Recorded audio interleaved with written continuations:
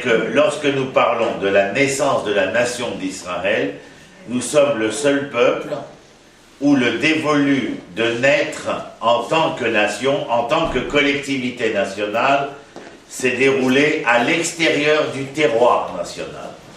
De manière générale, nous savons dans l'histoire, dans la géopolitique que nous avons pu étudier, que la majorité des peuples sont tous nés sur leur propre terre, par des révolutions, par des évolutions, par des changements géopolitiques, des guerres. L'homme Shanema, il est clair que les peuples sont tous nés dans cette relation intrinsèque entre le peuple et sa propre terre. Nous avions reçu la terre avant de devenir un peuple. Mais nous n'avons pas pu conjuguer le peuple avec la terre dans un même temps, dans un même espace, pardon. Et l'Éternel avait annoncé à Abraham, lorsqu'il lui promet que de lui naîtra une nation aussi grande aussi nombreuse que les étoiles du ciel et que les sables de la mer, et la terre sur laquelle tes pieds reposent, eh bien, elle te sera offerte en héritage.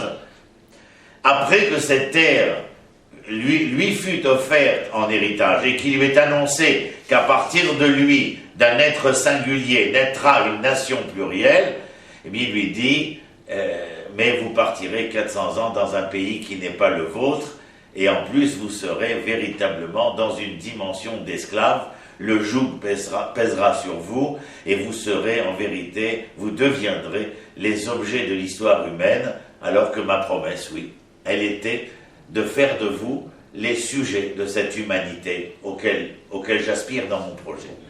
Il y a des raisons, bien entendu, je vais vous lire un certain nombre, très court, rapidement, mais je vais essayer à travers ce que j'ai préparé, parce que j'ai toujours la sale habitude de faire des envolées, et donc je me prépare toujours pour savoir où je commence et où je termine. Alors donc, comme je suis un mauvais élève, j'essaye toujours de me donner,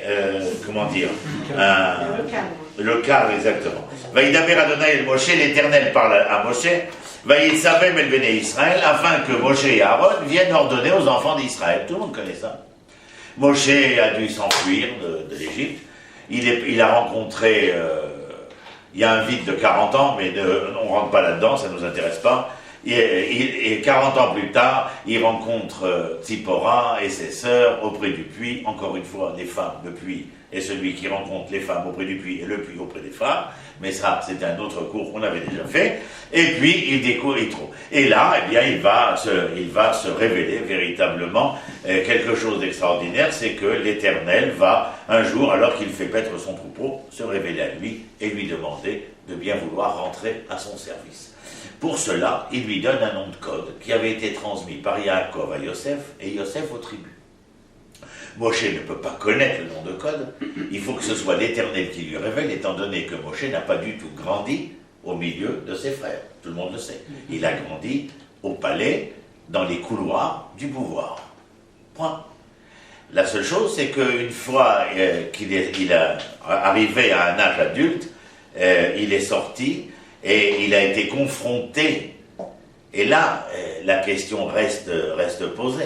Est-ce qu'il a été confronté véritablement, comme le Midrash le dit, à une prise de conscience que l'appel de la fraternité allait le faire réagir, séparer ces deux juifs qui se battent, frapper l'Égyptien qui frappait l'Hébreu, ou bien est-ce que c'est sa dimension seulement morale, sa dimension éthique, sa noblesse d'être qui l'aurait fait réagir quand il fut pour la première fois confronté à l'esclavagisme, au féodalisme, à l'esprit de Pharaon qui chevauchait continuellement l'ensemble de sa population. Il était en fin de compte ce qu'on connaîtra dans la littérature beaucoup plus tard, de George Orwell, le livre 1984, il était véritablement le Big Boss. Mais ce sera le cas d'ailleurs de tous les impérialismes, mais bien plus que les impérialismes, tous les politiques en isme deviendront des véritables Big Boss.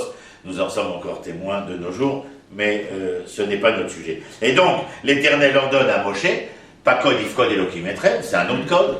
Je me rappelle, il y a 70 ans, non, parce qu'on est 2013, mais un peu moins de 70 ans, 71 ans. Bref, il y avait le poème de Verlaine, les sanglots longs de mon cœur, une langueur monotone, et puis tout le monde savait que c'était le moment.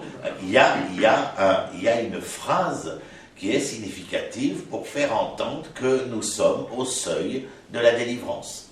Alors l'Éternel lui dit à Moshe, et Moshe dit, mais enfin, je suis bête, la vérité, j'arrive pas à mettre un mot devant l'autre, c'est pas donné à tout le monde de savoir parler, et l'Éternel lui dit, ne t'inquiète pas, ton frère va être un véritable bras droit, et le porte-parole, bien entendu, Dover, c'est porte-parole.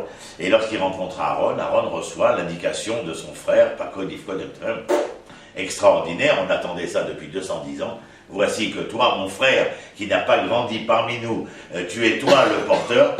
Je fais juste une parenthèse, parce qu'il faut la faire.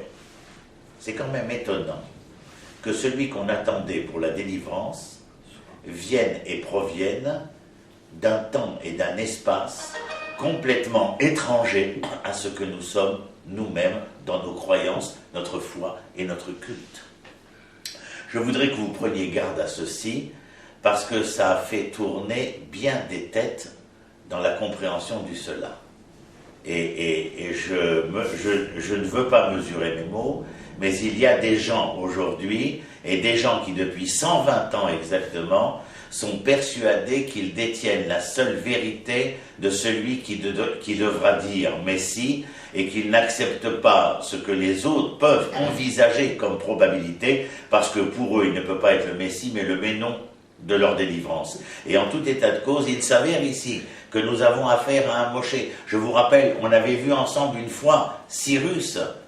Là, c'est Birlal, ce n'est même pas un Hébreu qui aurait grandi dans un palais étranger, qui vient être porte-parole de la délivrance proposée par l'Éternel. C'est un goy pure souche, Kacher la Mahadrine. Un goy pure souche. Et il est donc, cette parenthèse n'est pas inutile, parce que bien des esprits, vous savez que bien souvent, les croyances, à force d'y croire de manière comme des carcans, comme les 4 coudées de la loi, des fois rendent la croyance handicapante.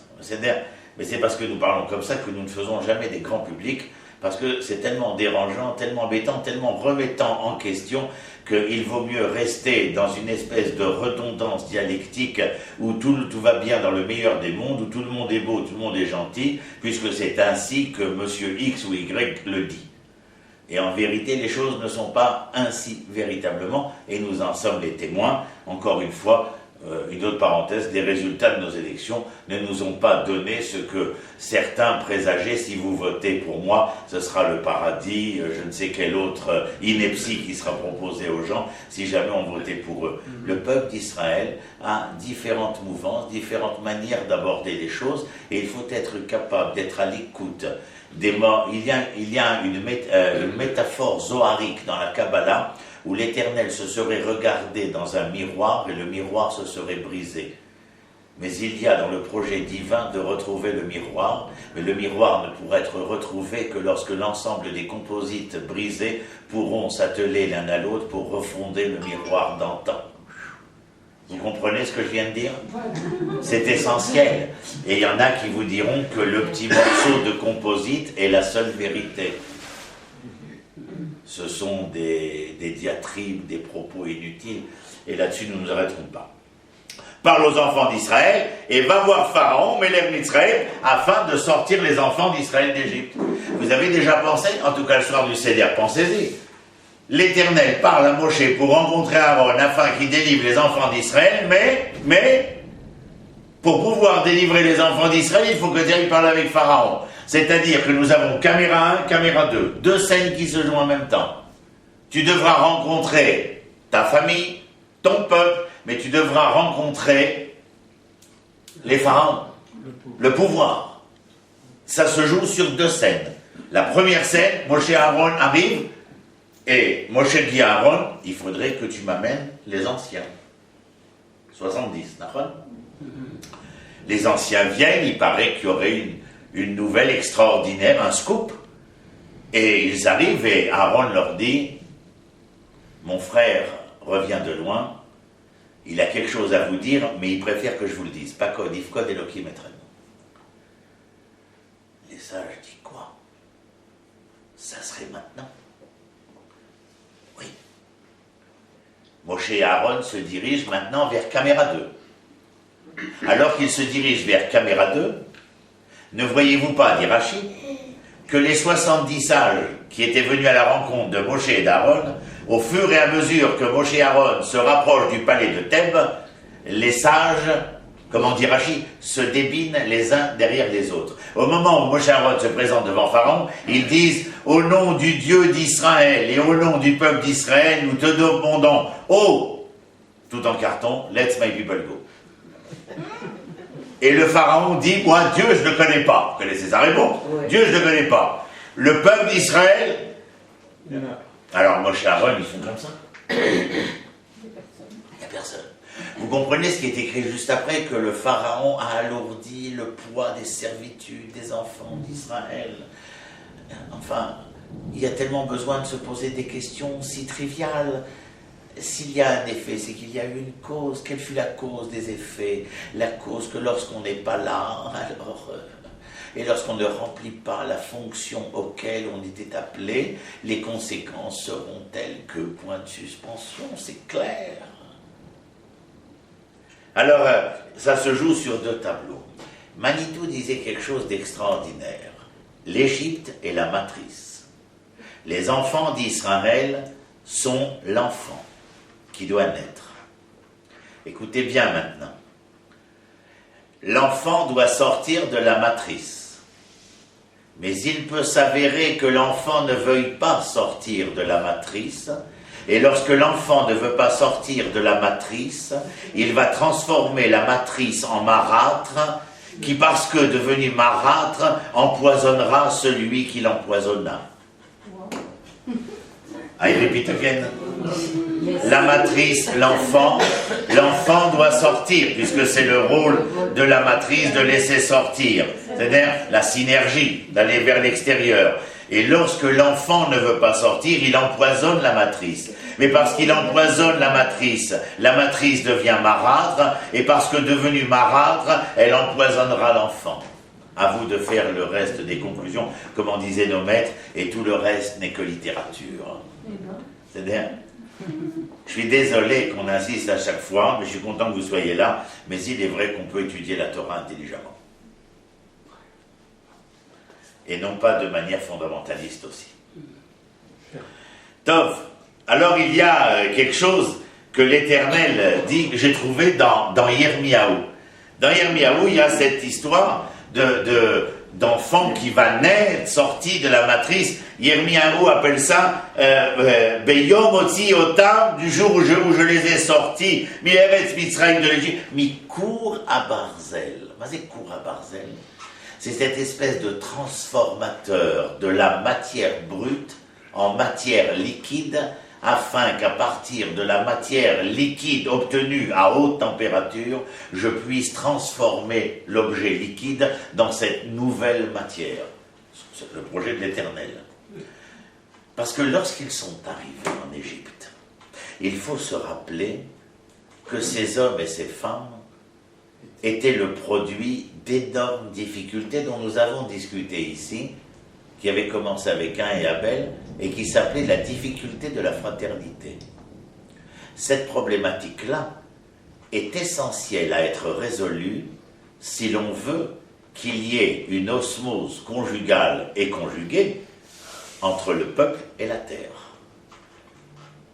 J'interroge tout le monde, comment c'était à Paris, Tataouine-les-Bains ou Trifouille-les-Doigts-de-Pied? Ah, c'était très bien, on était tous ensemble.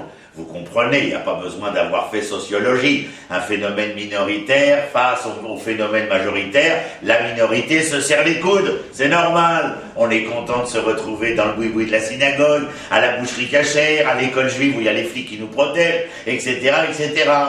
Mais on est content, on a l'impression d'être un. Le problème, c'est que la réalité, c'est pas ce un-là, c'est un autre. C'est celle d'une nation. Et dans cette nation, il y a 12 tribus.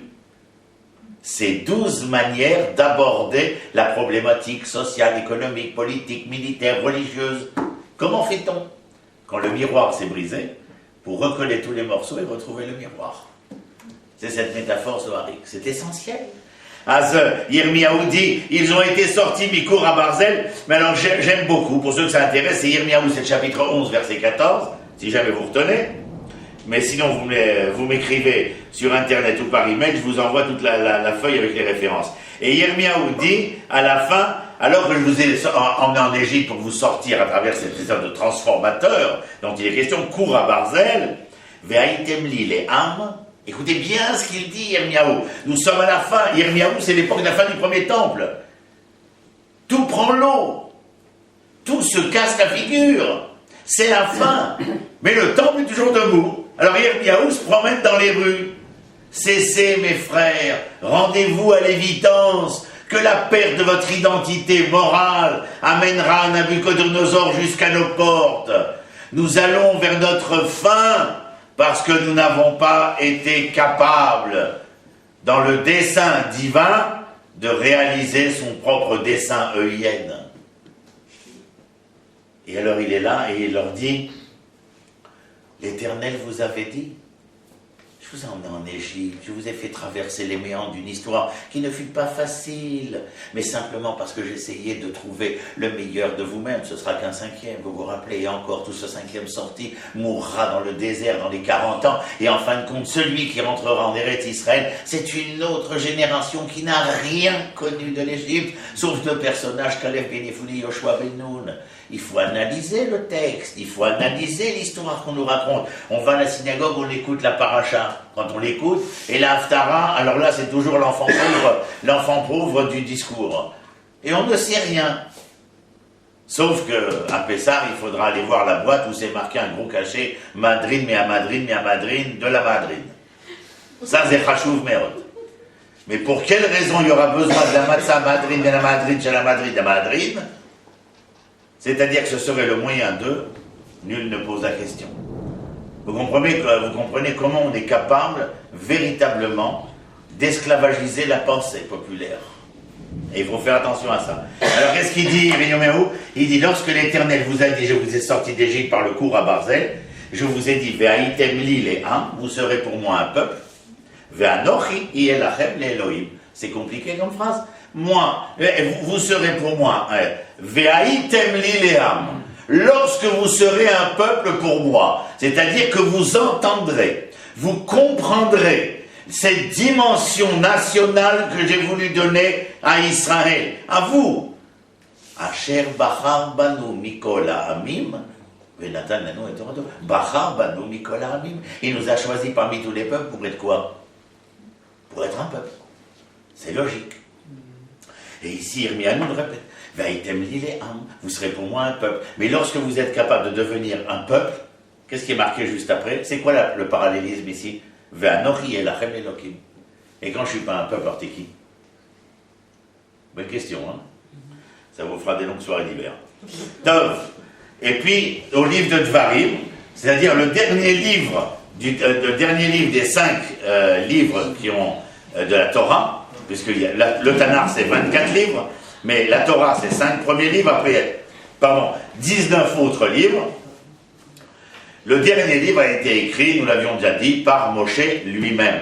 Seuls les 4 livres ont été écrits, dictés par l'Éternel. Le 5e livre, c'est Moshe qui l'écrit, puisque le 5e livre de Dvarim est un véritable guide du Routar concernant l'entrée en Eretz Israël pour Yehoshua et pour le peuple. Il est écrit là-bas que l'Éternel nous a mis à l'épreuve, mais que pour nous faire naître dans l'histoire qu'il entame, il a dit que Israël, il l'a prise de cette manière. Goy mikerev goy. C'est-à-dire Israël du sein de l'Égypte. Mais ce n'était que pour l'Égypte. Mais c'est quelque chose qui peut être de partout ailleurs. Goy mikerev goy. Un peuple du sein d'un autre peuple. Ça pourra se répéter en Perse, en Espagne, en Allemagne. Ça a pu se répéter partout que quelqu'un ait voulu devenir l'autre peuple Et pour le faire se reconnaître comme un peuple à part, il a fallu le sortir des entrailles du sein de l'autre peuple. En Égypte, ça a été par le cours à Barzel, c'est-à-dire que la matière a été mise à haute température et que dans les hauts fourneaux de l'Égypte, C'est quoi le cours? cours, c'est des hauts fourneaux. Le Barzel, les hauts fourneaux, là où on prend la ferraille, on la met dedans à haute température, elle devient liquide. Quand elle ressort, on va pouvoir lui donner la forme. On parle souvent du cours Garini. Oui, le cours Garini. En Iran, c'est celui qu'on va attaquer. Le cours Garini. La traduction concernant ici. Non, un kaf. Cours Garini. C'est bien. Il y a fait. Et donc, dans le Sefer Dvarim, il dit, je prends Goy Miger Goy. Nous avons un homme qui rencontre son frère, qui rencontre des anciens, qui s'échappe. Nous voyons que l'événement égyptien, c'est quelque chose de très grave, c'est-à-dire une véritable transformation dans la nature même de ces individus. Il fallait créer une pleine reconnaissance de l'identité d'appartenance au groupe. Et non pas l'identité d'appartenance à une famille, à une communauté, etc., etc. L'identité d'appartenance à un groupe, à une collectivité qui allait prendre le nom de Am Israël, de peuple d'Israël. Je vous rappelle que le mot peuple en hébreu s'écrit comme la préposition avec. Aïn même. Parce que pour devenir un peuple, il faut que vous soyez avec. X, Y, Z. Il y a fait. Donc, le Ramban, Rabbi Moshe ben Nachman, au XIIIe siècle, dit c'est très dur de lire cette histoire de l'Égypte. Pourquoi ne pouvais-tu pas nous faire naître là où nous habitions, là où nous étions? À quoi ça sert de nous faire souffrir? Pourquoi faire le cours à Barzel? Goy Mikerev Goy. Mikerev, ça, c'est aussi la racine de Korban, hein, de Krav, de Korban, de sacrifice. Pour quelle raison? La réponse, c'est que la réponse du Rambam, je vous dis, c'est sur le Sefer Bereshit, à propos d'Abraham, ça aussi on l'avait vu. Va Elohim Nissa et Abraham. Mettre à l'épreuve Abraham. Le Nisayon, l'épreuve, la racine, c'est Nes. Nes, c'est pas le miracle, c'est l'étendard. C'est-à-dire que l'épreuve est à même de faire grandir. Tous les élèves, nos étudiants nous disent, mais enfin, l'épreuve et tout. J'ai dit, mais tu n'es devant moi présent comme étudiant que parce que tu as traversé un certain nombre d'épreuves. Depuis le jour où tu es né, tes parents t'ont mis en épreuve. Et c'est à travers toutes ces épreuves que tu es devenu l'homme ou la femme qui se trouve sur les bancs aujourd'hui de l'étude et qui deviendra l'homme de demain.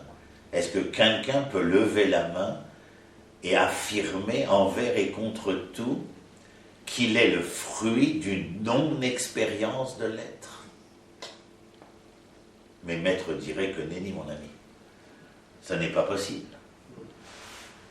Depuis petit, nous sommes en expérience. Quand maman m'a dit ne fais pas, c'est une épreuve, puisque moi je voulais le faire. C'est une épreuve, d'une dimension réduite, mais c'est une épreuve. Lorsque pour commencer à marcher, il va falloir que je me lève et que je tombe des dizaines de fois, c'est un ressenti en moi. Il faut que je me mesure à cela. Je vais aller à l'école, de la maternelle, passer au CP, du CM2, rentrer en 6e. Les différentes étapes de scolarité, ce ne sont pas des épreuves. Et puis quand je vais être au milieu du groupe, comment je vais faire pour me faire remarquer? Comment vais-je pouvoir affirmer ce moi particulier au milieu de l'ensemble pluriel? C'est une épreuve. Alors, Nahum, l'épreuve au niveau singulier de l'être est d'autant plus probante au niveau du macrocosme pluriel de la masse, qui s'appelle le peuple, qui s'appelle la nation. Ne croyez-vous pas que nous sommes assis tranquillement ici, en ce moment à Ashkelon, sans qu'il ait fallu que des dunes qui sont toutes proches, des hommes, des femmes, s'y donnent corps et âme pour qu'aujourd'hui nous puissions être assis ici. J'aime toujours, quand je suis à la maison, entre 1h et 3h, écouter une émission qui fait passer toutes les chansons d'antan, des années 30, 40, 50. Et vous savez, aujourd'hui, là, je suis revenu d'enseigner, donc je suis arrivé à la maison à 2h30, j'ai attrapé la dernière demi-heure. De quoi parlent ces chansons? Des dunes de sable que nous allons construire, des saisons qui changent et qui viennent apporter son temps de larmes pour que la terre puisse s'imbiber et son temps de soleil pour réchauffer le cœur de chaque floralie. Vous voyez de quoi ils chantaient? Quels étaient leurs propos? Betty, passe à mon bureau. C'est en général ce qui se passe. Tov. Ensuite, le Sefer Shemot que nous lisons en ce moment est véritablement toute l'épopée. Dabrou el Koledat Israël est mort Asor la Chodesh Azé, le 10 du mois. Vous vous rappelez? Le 10 du mois de Nissan, l'Éternel va demander aux enfants d'Israël d'accomplir un geste absolument incompréhensible. Mais ce geste va suivre une plaie que l'Éternel va abattre sur l'Égypte, mais cette fois-ci, elle ne touchera pas que l'Égypte. Ou plutôt, l'obscurité touchera l'Égypte, mais du fait de l'obscurité, 4/5 des enfants d'Israël périront pendant cette obscurité. Pour quelle raison? Pour une seule raison. Que lors de la délivrance à venir, car la délivrance viendra. Nous pouvons essayer de reprendre des événements qui sont très proches de nous. Il y a 70 ans, les mouvements de résistance, face au mouvement de collaboration, face au mouvement de l'indifférence générale. Il est clair que les hommes comme Moshe, comme Aaron, sont intimement persuadés que la délivrance aura lieu. Nous allons sortir de la prison, ou comme disait mon maître André Neher, Zichrono Livracha, des camps de concentration de l'Égypte. Ce sont les premiers événements concentrationnaires que les Hébreux ont connus, c'est en Égypte. Nous allons sortir. La victoire viendra en chantant ou sans chanter, mais la victoire viendra. Et les barbelés tomberont. C'était clair. 4/5 sont comparés pendant cette plaie d'obscurité à cet esclave hébreu, Eved Ivri, qui, parce qu'il avait commis un larcin, il n'y avait pas de prison, et donc il devait réparer sa faute auprès de celui qui l'avait lésé. Donc s'il était venu me voler, le tribunal allait le condamner à me servir pendant 7 années. La c'est important. Et la 7e année, on prenait l'esclave hébreu, il avait donc travaillé 6 ans chez moi, la 7e année, on l'amenait à la porte de la maison, près de la maison, on lui disait, t'es libre, tu es libre. Ça veut dire quoi, tu es libre? Ça veut dire que jusqu'à maintenant, tu as été asservi, donc tu as été objet de ta propre histoire, au lieu d'être le sujet. Tu as perdu la possibilité de gérer ta propre vie, et tu as donc été asservi. Mais aujourd'hui, fin de cette 6e année, l'année de la Shemitah, eh bien voici que je te libère afin de redevenir le maître de toi-même. Et l'esclave répondit, mais maître, ve'ahavti et Adoni, j'ai aimé mon maître. Alors le maître prenait le poinçon, le lobe de l'oreille, et lui poinçonnait l'oreille. Vous avez vu à la fin du XXe siècle jusqu'à maintenant le nombre d'esclaves qui se promènent dans les rues de l'Occident. Il n'y a que les Chinois qui ne mettent pas encore de poinçons parce qu'ils sont en train de devenir les sujets de l'histoire mondiale. Mais tout le reste, cancrelat occidental, est en train de dépérir, mais en plus de creuser le propre trou de son dépérissement. Mais ça, c'est à cause et à force de festivité. Un monde qui vit que dans le festif. Mais c'est un peu la cigale et la fourmi de La Fontaine. L'Occident est en train de chanter et les autres, ils sont en train d'amasser. Et vous allez voir dans quelques temps, eh bien, la cigale et la fourmi. Tout simplement, on est en train de le voir d'ailleurs, hein, c'est à nos portes. Mais ils ont rajouté quelque chose de plus, je sais pas si vous avez fait attention. dans cette histoire. La Fontaine n'a peut-être pas pensé à ça, mais là ils ont rajouté une dimension supérieure, c'est l'immoralité. L'immoralité, je ne rentre pas dans les détails, les mœurs et l'immoralité. C'est intéressant. Enfin, ils se sont donné, là, aujourd'hui, en 2013, tous les ingrédients de ce qu'on appelle l'implosion, la déflagration d'une société, d'un empire, des royaumes. C'est une question de temps, je ne vous le cache pas. Il faut le savoir, tout simplement. Nombre de gens l'ont écrit. Des personnages que j'ai ici, qui est mort et qui est devenu un grand philosophe une fois qu'il est mort, comme d'habitude, Philippe Muret, a écrit sur cette... il appelle son livre Homo Festivus, Festivus, Festivus, un monde qui ne vit que dans la festivité. Oui, je vous donne un résumé, là, parce qu'il il m'emballe. Entre les écrits du Rav Kook et Philippe Muret, je suis ébloui du matin au soir. Alors il dit, regardez, cette société, écoute Betty, cette société est en train de vous illuminer et de vous assourdir, parce c'est une société de l'écran et de la lumière, du festif et de la festivité. Lorsqu'elle vient dans une fête, c'est pour vous donner non seulement la lumière qui vous empêchera de pouvoir voir plus loin que le bout de votre nez, mais en plus elle y met un bruit et un son qui vous assourdit, et aucun d'entre vous ne sera plus jamais capable de trouver son propre interrupteur de sa propre existence. Wow, c'est dingue. C'est dingue. Mais c'est bidiouk. Demandez à nos gosses quand ils vont s'amuser. Mais on va aller, pourquoi les gosses? Pourquoi on va accuser les gosses? Aller à un mariage. C'est triste. J'arrive pas à parler avec ma femme. Plus il y aura de bruit, moins vous vous entendrez, plus vous vous séparerez. Parce qu'il n'y a pas d'entente. Il va plus au mariage. Le mariage, on va au poil à la roupa. J'espère qu'ils vont préserver la roupa, qu'elle soit entendue. Donc, après la plaie d'obscurité, les 4/5e, l'Éternel dit à Moshe, eh bien, voilà, Rachid nous dit, voilà, les 4/5e ont été détruits. Pourquoi? Tout simplement pour pas qu'il y ait de Chilul Hashem. Alors, dès qu'on dit Chilul Hashem, ça fait religieux. Genre, on a profané le nom d'Éternel. Point.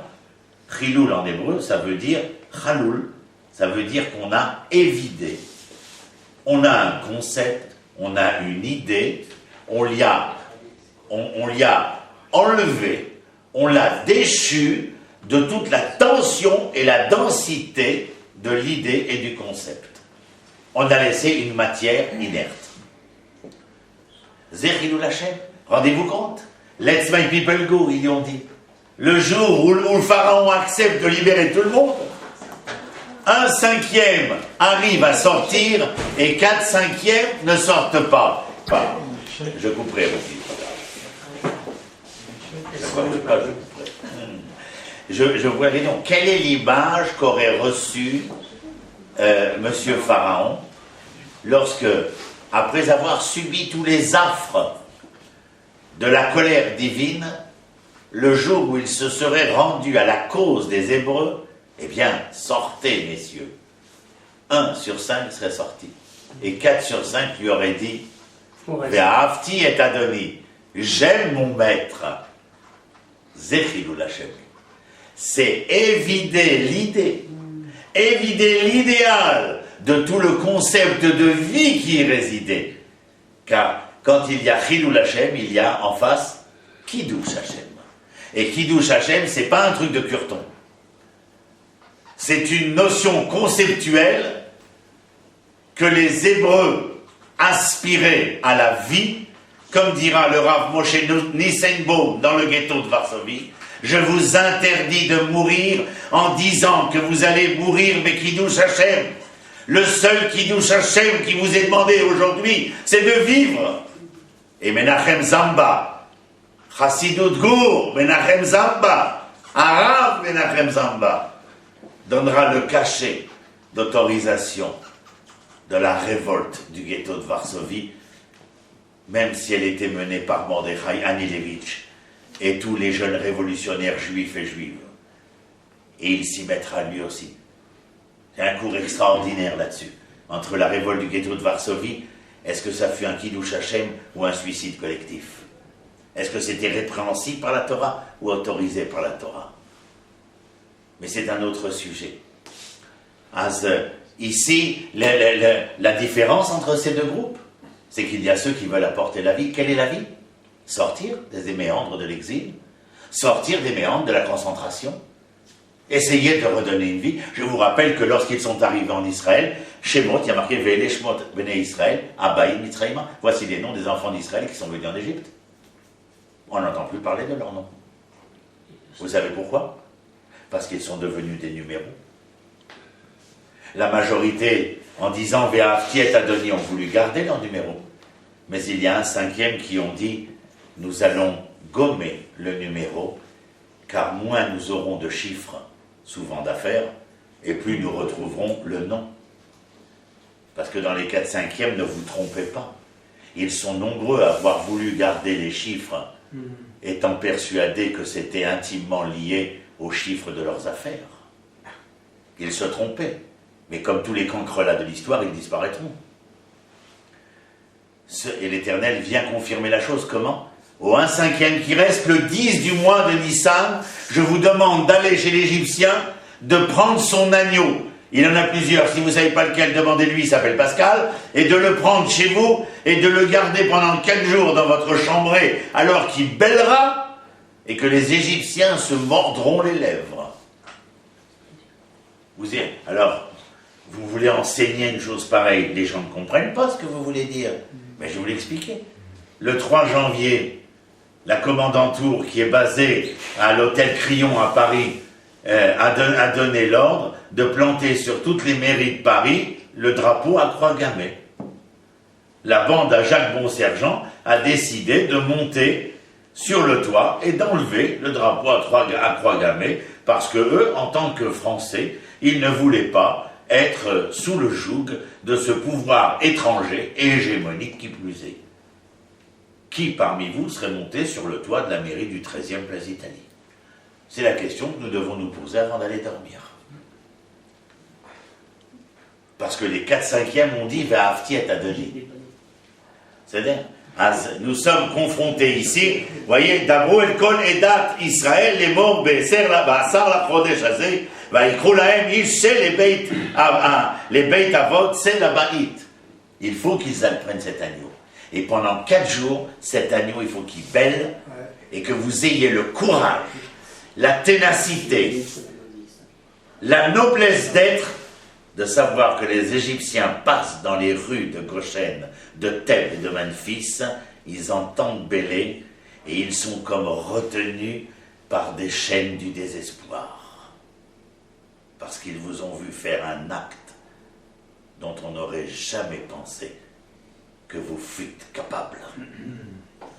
C'est pour ça que le ghetto de Varsovie est resté emblématique dans l'histoire de la Seconde Guerre mondiale. On a fait venir Stroop, l'Obersturmführer, du front de Russie. Stroop est venu parce que les généraux de Varsovie n'arrivaient pas à venir à bout de cette racaille Youpine, qui n'avait que des cocktails Molotov et des pistolets. On a fait venir un général d'armée. La France, elle est tombée en... Combien? Quelques jours, elle est tombée. Le ghetto de Varsovie, ça a pris 2 mois. Il demande, il dit, je voudrais voir parmi tous ceux qui n'ont pas dit qu'ils étaient amoureux de leur maître, donc ils ne voulaient pas rester les objets de leur propre histoire, mais redevenir les sujets, je voudrais quand même voir qui parmi ceux qui l'a dit est capable non pas de dire seulement, mais de faire. On ne rentre pas dans la résistance comme ça. Il faut faire ses preuves. On ne rentre pas dans le peuple d'Israël comme cela. J'ai donné un cours à mes étudiantes que j'ai reçu Shabbat, et je leur disais à propos, oui, ça je ne sais plus où j'ai dit ça aussi, un dimanche soir, c'était à Choma, Yerushalayim, un cours que je donnais sur le Lech Lecha d'Abraham. Quand Dieu dit à Abraham Lech Lecha, c'est pas pour toi, c'est une traduction inepte, grammaticalement parlant en hébreu, c'est va vers toi. Mais l'Éternel, si moi je te dis va vers toi, tu vas me dire oui d'accord, mais enfin t'es sympa, mais où? Abraham il demande rien.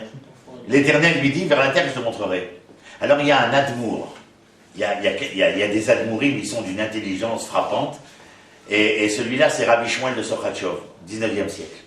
Et il écrit, si c'est va vers toi, vers la terre que je t'indiquerai, que l'autre se mette en route sans savoir vers où il va, c'est qu'il a donc compris que plus il irait vers lui-même et plus la terre se dévoilerait à lui-même.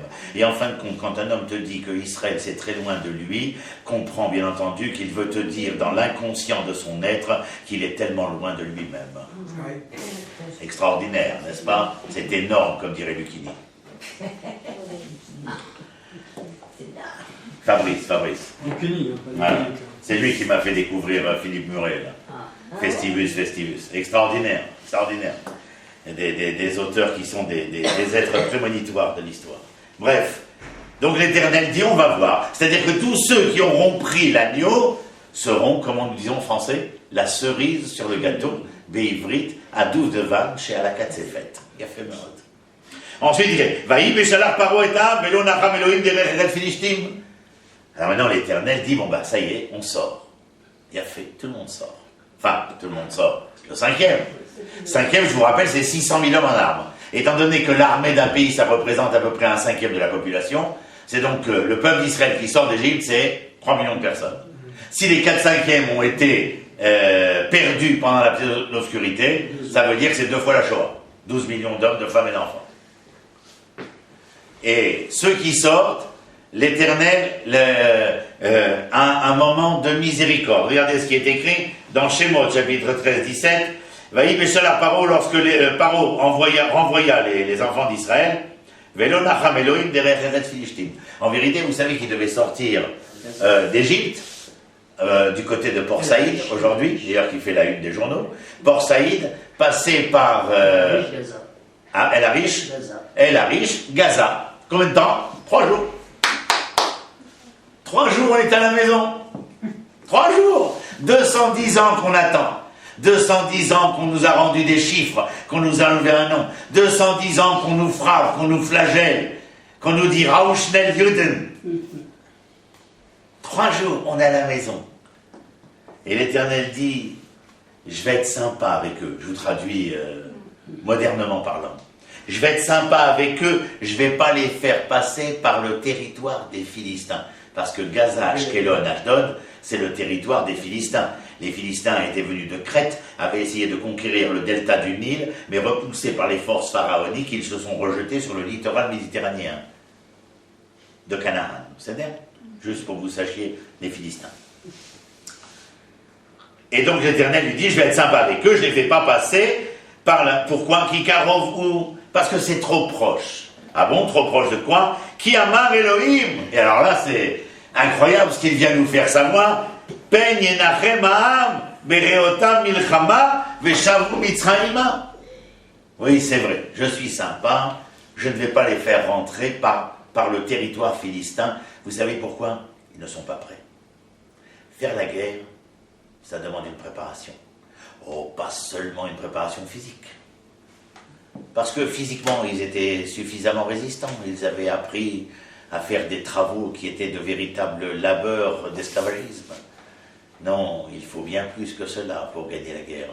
Pour gagner la guerre, il faut être capable de penser que l'on va être victorieux parce que la victoire vers laquelle nous courons est celle qui va venir, parfaire l'idéal qui est le nôtre, un idéal de justice, bien entendu. Je ne parle pas de la guerre, de la victoire qu'on aspire parce qu'on veut hégémoniser ou impérialiser l'ensemble des nations.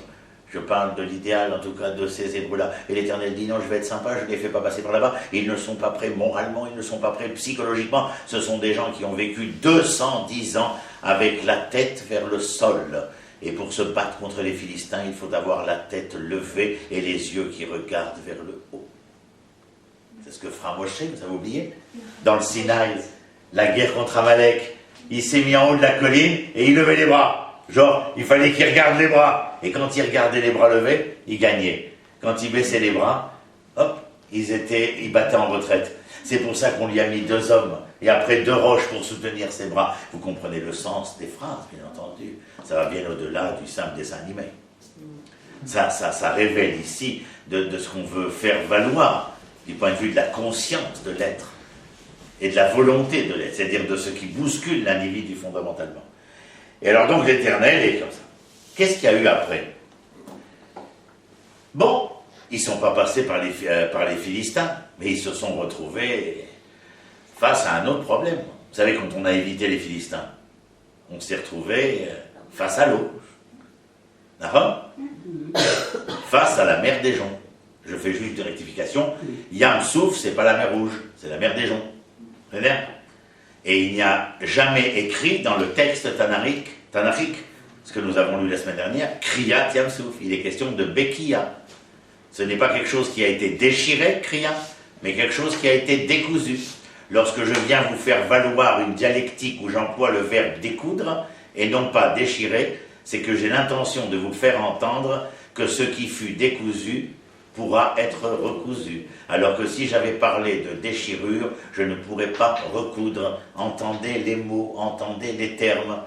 Mes étudiants travaillent sur la dialectique, sur la sémantique, sur la grammaire. Ils travaillent parce que c'est là qu'est le message. Tout le reste n'est que littérature. Ça, c'est le livre de base. Celui qui ne connaît pas les 1800 pages qui sont ici ne connaît rien, point barre. Ben Chamesh la Mikra, Ben Esser la Mishnah, Ben Chamesh Estre la Talmud. Ben Chamesh la Mikra, c'est donc qu'il y a une gradualité de la pédagogie. Et il faut commencer par mettre la charrue avant les bœufs, car si vous mettez il faut mettre les bœufs avant la charrue, parce que si vous mettez la charrue avant les bœufs, votre histoire ira en sens contraire. C'est problématique quand je dis tout ça, mais c'est pas moi qui le dis, donc je suis tranquille. J'ai un dos extraordinaire, il s'appelle Rabbi Yehuda Lev Amar al Miprag, 16e siècle. Donc je suis tranquille, je peux balancer tout ce que j'ai envie. Faites attention, c'est quoi cette étude dont on oblige nos enfants à s'intéresser d'une manière exacerbée, voulant faire croire, comme pour certaines élections, que si l'on n'est pas que ceci, on ne pourra jamais devenir cela. C'est quoi cet ayatolisme? Il faut faire très attention. Il est question ici d'une gradualité évolutive de la pédagogie. Vous voyez avec votre gosse de 3 ans? Bon, assieds-toi, on va étudier E égale MC2. Il n'en a strictement rien à faire. Lui, ce qu'il veut apprendre, c'est à poser les cubes Lego les uns sur les autres et à essayer de donner une forme en découvrant à travers la forme de la matière si elle a une capacité à pouvoir devenir autre chose que ce qui lui fut présenté devant les yeux. C'est quand même simple. Comme disait ma grand-mère, il ne faut pas sortir de Saint-Cyr. Mais on veut nous faire croire que ça passerait par d'autres choses. Ça ne veut pas dire que les autres choses ne sont pas importantes. Ça veut dire quelle a été votre préparation pour ces quelque chose. Vous allez en France, vous interrogez les aborigènes qui habitent là-bas encore, et vous leur demandez comment vous êtes rentrés à Matsup et à Matspé. Il dit on a fait les prépas. Et pourquoi il y a besoin de prépas? Parce que vous ne pouvez pas rentrer comme ça. Il faut faire des prépas pour... les prépas, c'est pour tout. Ça, c'est des prépas. C'est des sacrés prépas, je vous l'accorde, mais c'est des prépas. C'est important. Aziz arrive devant l'eau. Alors, cette histoire, elle est extraordinaire, tout le monde la connaît. Hein? Ils arrivent devant l'eau, ils se partagent en 4 groupes. Vous le saviez? 4 groupes. 4 formes, 4 pensées. Alors, il y a, pour ne pas me tromper, je l'ai marqué, il y a la première, c'est la prière, la deuxième, c'est la guerre, les troisièmes, c'est ceux qui veulent se suicider, et les quatrièmes sont ceux qui veulent retourner. C'est marrant qu'ils veulent retourner parce que concernant les Philistins, Dieu avait dit je vais être sympa avec eux, je ne vais pas les faire passer par les Philistins, car ils ne sont pas prêts à la guerre. Et puis si jamais je les avais mis devant les Philistins, qu'est-ce qu'il dit l'Éternel à la fin? Veshavu Mitzraïma. Ils seraient, comment disait Néa, ils auraient même été capables de retourner à Birkenu ou à Bergen-Belsen. Sans aucun problème. Sans aucun problème. Ils vont le répéter à Moshe comme un véritable leitmotiv. Que nous as-tu emmené mourir dans ces déserts? N'y avait-il pas de cimetière suffisant dans la Haute-Égypte? Que tu préférasses nous emmener ici pour y mourir dans un désert où rien ne coule et rien ne s'écoule, où rien ne s'entend? Vous vous rendez compte? Vous savez comment on appelle ça en français? L'ingratitude. Filut Tova. Hein? Et c'était les meilleurs. 12 points. C'était la cerise sur le gâteau. Ça nous laisse présager de ceux qui sont restés. Je vous signale que le mois dernier, on est passé à 6 52 000 juifs en Eretz Israël. Nous sommes la majorité du peuple d'Israël, Eretz Israël. Ça quoi, la démographie ou La démographie, d'abord la démographie, l'Alia, oui, bien sûr, si tu prends toutes les aliotes réunies, évidemment que... Mais, ah oui, et la 19e Knesset qui va prendre place dans quelques jours, et la première Knesset avec une majorité d'Israéliens nés dans le pays. Zéro. On est plus qu'en roule maintenant? Ben évidemment. Qu'est-ce que c'est? Aux États-Unis, il y a 6 millions déclarés, il y a tout juste 2 millions qui sont réellement mus et vivants. En France, les dernières statistiques de septembre 2012, Fonds social, etc., consistoire et tout, c'était 188 000 juifs en France motivés dans les synagogues, les centres culturels, les journaux, etc. 42% des juifs de France ont visité Israël. 42%. Il y a 58% des juifs qui n'ont jamais mis les pieds en Israël. Enfin bref, on ne va pas vous inventer. De toute façon, c'est clair, la Gemara, elle te dit. Moi, quand je traduis cette Gemara, ça fait des vers sans en avoir l'air. On ne peut pas rentrer chez le tanneur et ressortir sans odeur. Tu comprends? Donc quand tu habites à Taouine les bains au Trifoulet et dire que tu pues, il n'y a rien d'extraordinaire à dire ça. C'est-à-dire... Et donc ils arrivent devant la mer, ils sont 4 groupes de réflexion. Les premiers disent, nous on prie, on connaît. Les deuxièmes, on va faire la guerre, on connaît aussi. Les troisièmes, la guerre contre les Égyptiens, les poursuivre. Il y a les pharaons, il a eu tout d'un coup un éveil et il a demandé. Il était tellement persuadé, tellement orgueilleux qu'il allait pouvoir en finir en 3 coups d'épée qu'il envoie seulement 600 chars. 2 hommes par char, ça vous fait 1200 hommes. Vous vous rappelez combien d'hommes on a, nous? 600 000. Attendez, j'y arrive. Et alors on a les 4 groupes. Manitou avait un mot extraordinaire. Si seulement ceux qui priaient pouvaient faire la guerre, si seulement ceux qui faisaient la guerre pouvaient prier, vous verrez que personne n'aura envie de se suicider et personne n'aura envie de retourner en Égypte. C'est ce qui se passe à l'heure actuelle dans notre armée. Non. Ils se battent et ils prient. Non, il y a de plus en plus, mais quand on voit le bonhomme là qui a mené, comment il s'appelle, Naftali Bennett, j'ai reçu toute la presse française à la maison, parce qu'ils étaient interrogés d'une seule chose, qui c'est ce mec? Alors je l'ai appelé le nouvel Homo Israélus. Il me dit, mais c'est quoi le nouvel Homo Israélus? Je dis, il a été à Yeshiva, il a été à l'université, et il était dans les unités d'élite. Il a gagné de l'argent. Et il a gagné de l'argent. Il a fait des affaires, ça leur parle aussi. Il a fait beaucoup de pognon en ayant fait la Yeshiva, les unités d'élite et la faculté. C'est extraordinaire. J'ai dit, c'est nouvel Homo Israélus. Nous partîmes 500, mais par un prend renfort, nous vîmes 3000 en arrivant au port. C'est une question de quelques années. Oui. Quand on voit tous nos enfants... C'est d'ailleurs le système. C'est le système. Oui, la Yeshiva de là. Bidouk, exactement.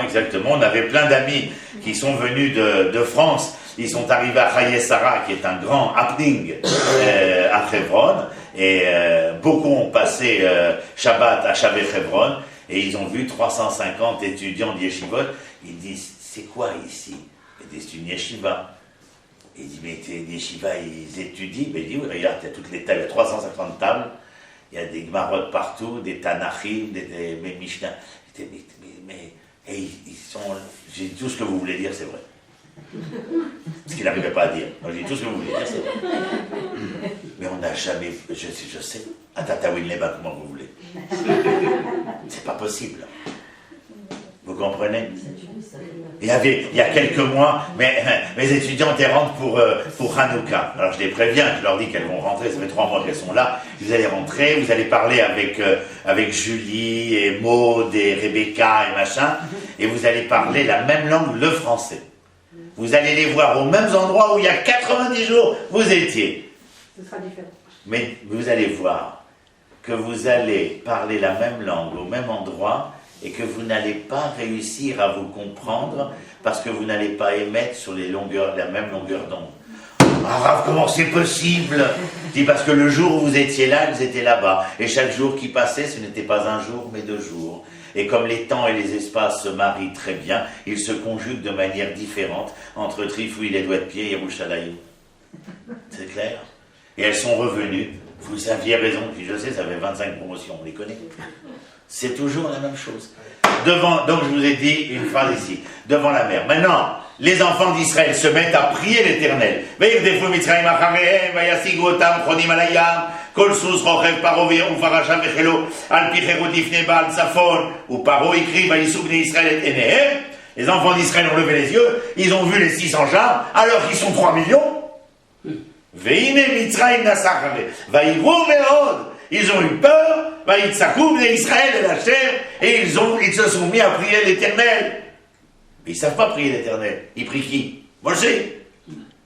Alors l'Éternel, Vayomer Hashem el Moshe. Moshe vient voir l'Éternel, il dit, dis-moi les petits là-bas, ça ne va pas du tout. Il dit, mais qu'est-ce qui ne va pas? Ben, ils sont dans un véritable dilemme cornélien. Et lequel? Il dit tout simplement, ils ont peur, ils sont pris entre deux feux, mourir noyés ou mourir par l'épée. N'est-ce pas un dilemme cornélien, l'Éternel? Il dit, ah oui, ah oui. Alors, l'Éternel, alors Moshe lui dit, tu comprends que je suis obligé d'intervenir. Et l'Éternel lui répond cette phrase, Shemot 14, verset 15. C'est la suite, tout simplement. Vayomer Hashem el Moshe. Vayomer Hashem el Moshe. Lorsque l'Éternel parle, il parle avec un ton condescendant. Vayomer. S'il est en colère, Vaïdaber. Pour vous rappeler mémotechniquement, à Ima Omeret, Abba Medaber. Le pôle féminin Omer, le pôle masculin. Le féminin, c'est l'amour, la chaleur et la condescendance, l'approche, alors que le masculin, c'est le droit, la législation, le devoir, etc. Abba Medaber, Ima Omeret. Tout ça, c'est des clés du Tanakh. Si tu les as pas, clés de bébé, tu ne comprendras rien. Tiens, il n'y a pas d'histoire à se raconter. C'est pas parce que tu vas te mettre 10 000 foulards sur la tête et 30 000 chapeaux et 30 000 manteaux que tu vas pouvoir découvrir ce qu'il y a là. Il faut étudier cela. Et l'étude, elle commence par le Tanakh, pour ne pas fourvoyer les esprits dans des fondamentalismes religieux qui sont très dangereux. Alors, alors l'Éternel dit à Moshe, Matitzak elai. Mazé Matitzak elai. Tza'aka בעברית, זאת תפילה. אני זועק לשם. אני צועק לשם. Alors, il dit, Matitzak elai, qu'est-ce que tu veux maintenant, Moshe? Moi, tu me pries, tu me supplies, Daber el bnei Israël. Matitzak elai. Daber el bnei Israël. Daber. כמו אבא. Daber. מה? וייסעו. Qu'ils se mettent en marche. Alors Moshe, le Midrash nous dit, il est prêt à s'engager, à aller voir les enfants d'Israël. J'ai vu l'Éternel, il a dit, vos prières, Tintin et Milou, il faut agir maintenant. Parce que l'Éternel, lorsqu'il lui a dit, Matitzak elai, il lui a dit, Moshe, ne t'ai-je pas appris que dans la vie de l'Homo sapiens, il y aurait un temps où fermer le livre et un temps où ouvrir le livre? Ne mélange pas les choses, Moshe. Il y a un temps comme Abraham. Tu as oublié, Moshe, ton ancêtre? Abraham, lorsqu'on est venu le voir et qu'on lui a dit que Lot avait été fait prisonnier, le Midrash nous dit qu'il a sorti ses 300 enfants élèves, de l'endroit où ils étaient en train de réfléchir comme une véritable académie, et il les a emmenés au combat, tous, sans exception. C'était l'honneur des Hébreux, comme il y aura l'honneur d'Israël. Quand j'entends tous les débats aujourd'hui, je suis abasourdi. Mazé, le colonel, le lieutenant général Dror Weinberg, qui est mort à Hebron il y a 10 ans, qui a laissé une veuve et 7 enfants orphelins. C'est comme Bennett, mais pas au niveau des affaires. Lieutenant général de l'armée d'Israël. Maîtrise en sciences politiques, géopolitiques, diplômé de l'académie militaire, tombé à Hebron dans un vendredi soir. Vous avez vu ces espèces de...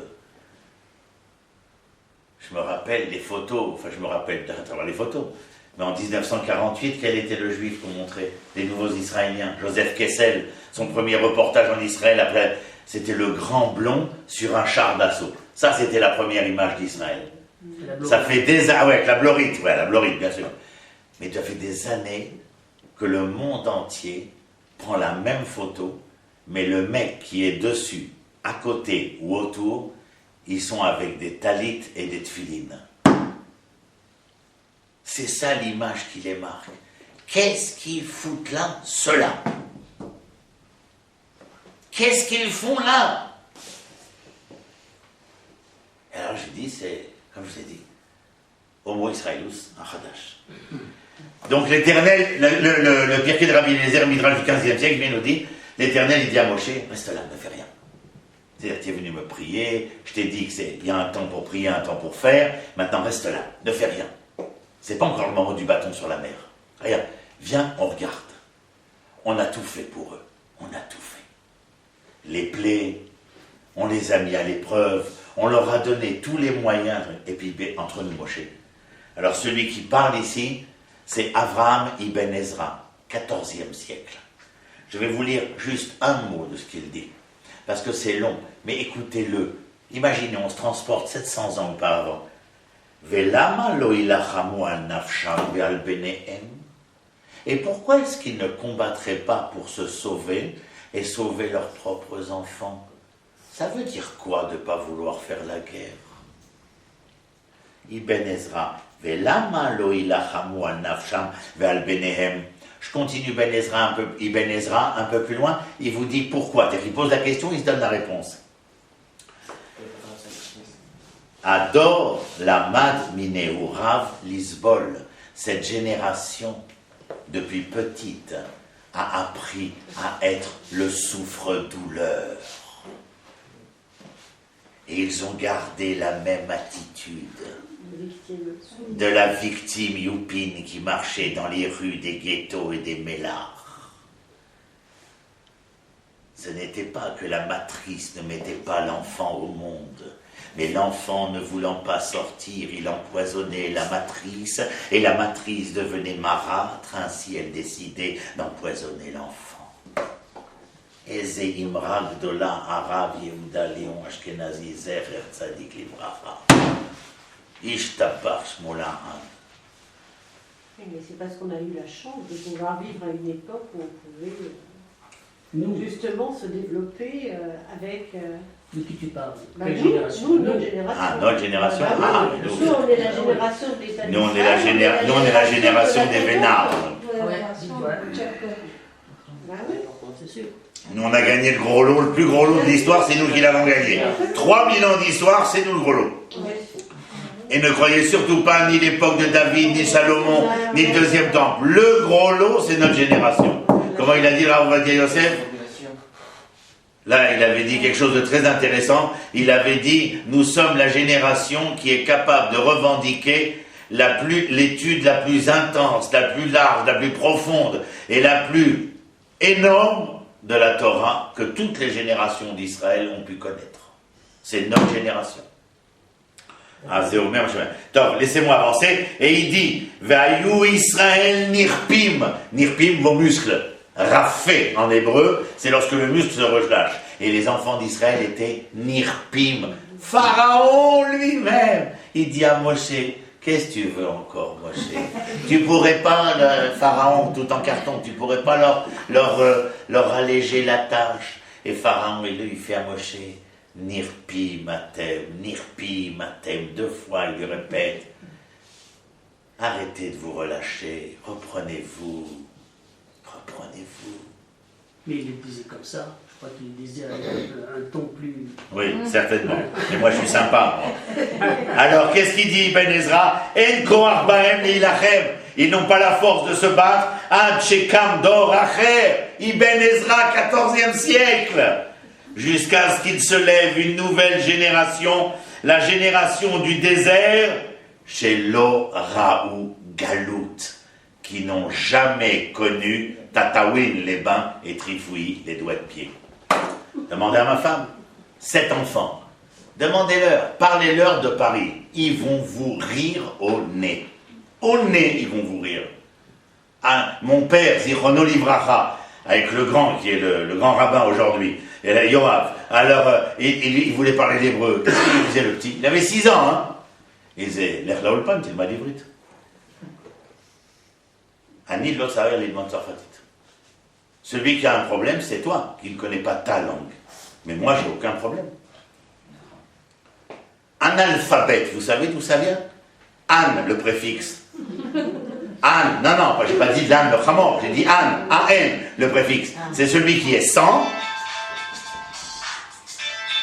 Je te raconte pas 2 fois au bureau. An, c'est celui qui est sans. Aleph, bet. C'est le premier analphabète de l'histoire. Anal, Aleph, bet. Donc, Azidi Ben Ezra, jusqu'à ce que se lève une génération qui soit née dans le désert et qui n'ait pas connu la galoute. Vous voulez la recette de savoir quand est-ce que nous arriverons à ne plus avoir de relâchement au moment où nous serons cette génération. Alors, la majorité de la Knesset aujourd'hui va être une Knesset faite par des députés qui sont nés Béhéret Israël. Nous, on est tous des tâches. Parce qu'on revient avec les odeurs. C'est-à-dire, on se parfume en apprenant l'hébreu, en retrouvant le Tana, en allant à l'armée, en retrouvant la yeshiva au niveau collectif, national d'Israël. On se parfume, mais c'est pas encore ça. Mais nos enfants, il a dit, ils sont naturliches, ils sont tellement naturels, tellement vrais. Ils se lèvent, Ala Naba, Manishma, Boker Tov. Makoré. Et quand tu les vois, tes enfants parler, je reçois chaque année les promotions d'étudiants de l'étranger. Je les vois arriver. Et je vois ceux qui sont là depuis 2 ans et 3 ans, et je vois les Israéliens dans les couloirs à côté. On a reçu le bac bleu-blanc. Ils sont gentils, ils sont adorables, ils sont à croquer. Mais ils n'ont rien à voir au niveau de la maturité avec les enfants qu'ils ont rencontrés du même âge et israéliens. Ils n'ont rien à voir. Il s'agit de 2 entités humaines totalement séparées, totalement étranges l'une à l'autre. Les filles, les garçons, tous. Et moi, je bâtis mes élèves, mes étudiants, à devenir cela. Ils ne savent pas. C'est dur pour eux, mais ils apprennent. Ils viennent à la maison passer Shabbat. Nina leur fait la cuisine et moi, je les cuisine. C'est peut-être pas bon? Wow. Mauvaise langue, là. Wow. Donc, laisse-moi terminer parce que ma femme, elle va...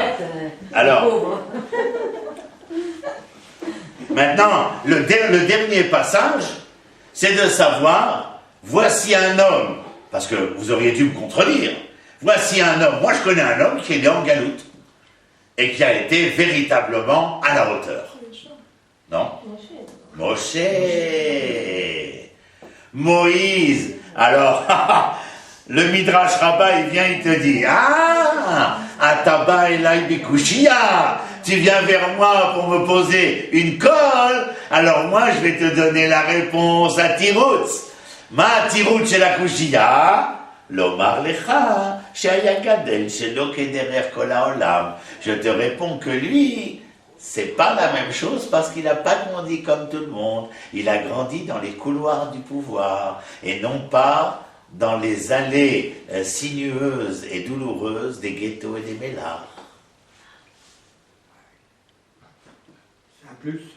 Ben, pour lui, c'est la raison. Ça veut dire que toi, au niveau collectif, tu pourras véritablement retrouver cette stature de noblesse, cette stature d'honneur, lorsque tu auras recréé tes propres couloirs du pouvoir. Un exemple, Jean-Jacques Rousseau. On l'a interrogé à l'époque et on lui dit, voudriez-vous établir un dialogue avec les Juifs? Il dit, je ne saurais parler aux Juifs que je puisse les entendre s'exprimer depuis leurs universités. Relis les écrits de Chateaubriand, les parcours de Lamartine. Lisez. Les matrices sont prêtes à donner à l'enfant vie. Il faut que les enfants veuillent sortir des matrices. Mais si jamais, on va voy, les enfants empoisonnent les matrices et font d'elles des marâtres, les marâtres empoisonneront les enfants d'Israël. C'est exactement toute l'histoire que nous pouvons nous raconter. Et à nous de jouer aujourd'hui. À nous de jouer aujourd'hui. Le monde entier a les yeux fixés sur nous. Tu peux me dire pourquoi quand tu as éternué hier, il y a eu une réunion spéciale à l'ONU? Alors qu'en Syrie, il n'y a pas des éternuements, mais il y a des fleuves de sang. Et ça dérange personne. Au Mali, je ne vais pas dire où.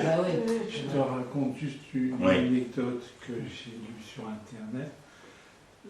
En 2012, sur 100% des résolutions qui ont été votées à l'ONU, il y a 85% des résolutions qui concernaient Israël. Ce qui a fait dire aux diplomates israéliens qui étaient à l'ONU, arrêtez de travailler pour nous, on peut s'occuper tout seul. Mais c'est un arabe, mais tout le monde le sait, ça. Moi, il y a 2 semaines, ils étaient assis tous autour de moi. Et Ouest France, énorme machin, et France Inter, et l'AFP, l'Arte, le machin. Ma belle-mère, tout à l'heure, elle m'a dit, tiens, j'ai vu ta tête là-bas sur la télévision. C'est n'importe pourquoi, qu'est-ce qui vous intéresse? Là-bas, vous êtes tous arrivés ce matin. Makara. Israël va élire ses députés à l'Assemblée nationale. Big deal. Mais non, vous vous rendez pas compte que ce qu'avait écrit... Au même moment, il y avait les élections en Tchécoslovaquie. Oui, il n'y a pas eu de reportage. Non, il y était quand même. Livni, des Zichrono Livracha, professeur Livni. Des professeurs à la Sorbonne. Non, pas Livni, professeur Avraham Livni, qui était marié avec notre ami qui est remarié avec le Rav Naon, mais qui elle était pathologue elle est maintenant à la retraite, mais elle était pathologue à Hadassah. Il a écrit un livre, le titre résume tout. Le retour d'Israël et l'espérance du monde. Le 29 novembre 1947, ne pensez pas qu'ils étaient simplement émus par la Shoah. Le 29 novembre 1947, comme ils disent nos gosses, à Simon Yarad Lahem. Le jeton, il est tombé dans la fente. Et ça a déclenché la sonnerie. Ils ont très bien compris. Il y a un silencieux sur les téléphones. Il est clair que un personnage comme Moshe est représentatif de ce que le message ici de la naissance de cette nation veut faire valoir. À savoir que vous avez subi les affres de l'exil, mais que ces affres de l'exil n'étaient que les moyens d'eux, et non pas la finalité, comme 4/5 à l'époque où aujourd'hui 2 cancres brandiront l'étendard, qu'ils soient avec kippa ou sans kippote, c'est la même race de magasin de toute manière, mais en tout état de cause, c'était le moyen de révéler l'identité fraternelle et morale de la nation des Juifs devant retrouver l'hébreu qui se cachait dans cette juiverie. Et Israël est le vecteur, Israël est le moyen de ces retrouvailles de l'hébreu qui se cache dans le juif que je suis. Et nous sommes en plein processus, et grâce à Dieu que nous avons à jouir de cela. Je suis heureux de souffrir la naissance. Le Rav Kook, il avait des Américains en 1930, 30, vous entendez bien, 1930. Ils sont venus dire, Rabbi, c'est vraiment très dur, très très dur. De toute façon, on l'entend. Vous savez, les Français, ils sont toujours très en train de se plaindre, etc. Bon, bref, passons. Il n'y a rien à dire.